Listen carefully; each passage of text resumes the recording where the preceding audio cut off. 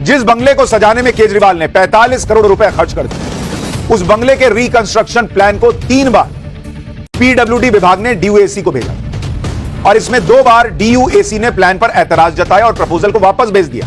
ये जो डीयूएसी है, इसका मतलब होता है दिल्ली अर्बन आर्ट्स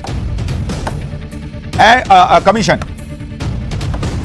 ये डीयूएसी का मतलब होता है दिल्ली अर्बन आर्ट्स कमीशन। ये संस्था दिल्ली की इमारतों के एस्थेटिक्स और एनवायरमेंटल डिजाइन को मंजूरी देती है। मतलब अब दिल्ली में आप कुछ भी बना लीजिएगा, ये तो चलेगा नहीं, उसका डिजाइन ठीक है कि नहीं, वो पर्यावरण के हिसाब से है या नहीं, एस्थेटिक्स उसके कैसे हैं, इसको मंजूरी देता है डीयूएसी। तो एक इंपॉर्टेंट विभाग है।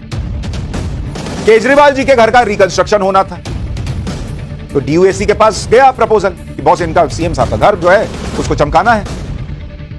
डीयूएसी ने 3 मीटिंग की, 1 बार नहीं, 2 बार नहीं, 3 बार मीटिंग हुई डीयूएसी, और 3 में से 2 बार प्लान को रिजेक्ट कर दिया गया। केजरीवाल के घर के रिकंस्ट्रक्शन प्लान को लेकर डीयूएसी की जो पहली मीटिंग हुई वो हुई थी 6 नवंबर 2020 को, और डीयूएसी ने प्लान को अप्रूव ही नहीं किया और कहा कि जाइए इसको बदल के लाइए इसको। फिर डीयूएसी की दूसरी मीटिंग हुई 11 दिसंबर 2020 को, इसमें भी डीयूएसी ने प्लान को अप्रूव नहीं किया कहा जा रहा है, और प्लान में बदलाव के लिए फिर से सुझाव दिया कि ये क्या लेके आए, जाइए फिर से लेके आइए, तो 2 बार रिजेक्ट कर दिया। तीसरी बार डीयूएसी की मीटिंग हुई 18 दिसंबर 2020 को, इसमें डीयूएसी ने प्लान को अप्रूव किया, लेकिन सुझाव और शर्तों के साथ। यानी 2 बार डीयूएसी ने मीटिंग करके केजरीवाल के बंगले के लिए दिए गए प्लान को रिजेक्ट किया, और फिर आखिरकार इसे मंजूरी देनी पड़ी। आम आदमी पार्टी और दिल्ली सरकार अपनी सफाई में यही बात कह रही कि बहुत सीएम आवास की छत गिर रही थी, इसलिए उसे रेनोवेट कराया। ये तस्वीरें भी जारी की उन्होंने कि देखिए छत गिर गई थी इसलिए रेनोवेट कराया। ये सफाई में वो लोग वीडियो भी दे रहे।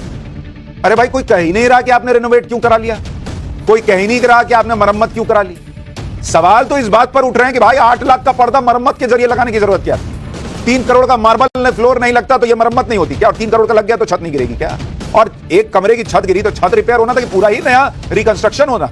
और अगर रिकंस्ट्रक्शन होना था तो वहां रिपेयर की बात क्यों लिख के दिए थे जिस पर डीयूएसी को दिक्कत? सवाल यह है कि जब ऐसी ही बात थी तो क्या रिपेयरिंग करवाकर ही काम नहीं चला सकते थे?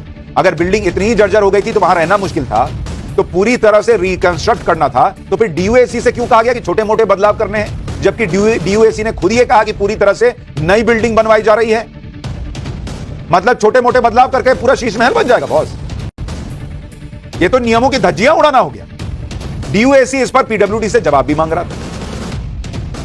अभी तक तो यह पूरा खुलासा नैतिकता से जुड़ा हुआ, सादगी के दावों की पोल खोलने से जुड़ा हुआ, लेकिन अब नए सवाल यह पूछे जा रहे हैं कि क्या केजरीवाल के बंगले को सजाने में जो 45 करोड़ रुपए खर्च किए गए, क्या उसमें भ्रष्टाचार भी हुआ है क्या?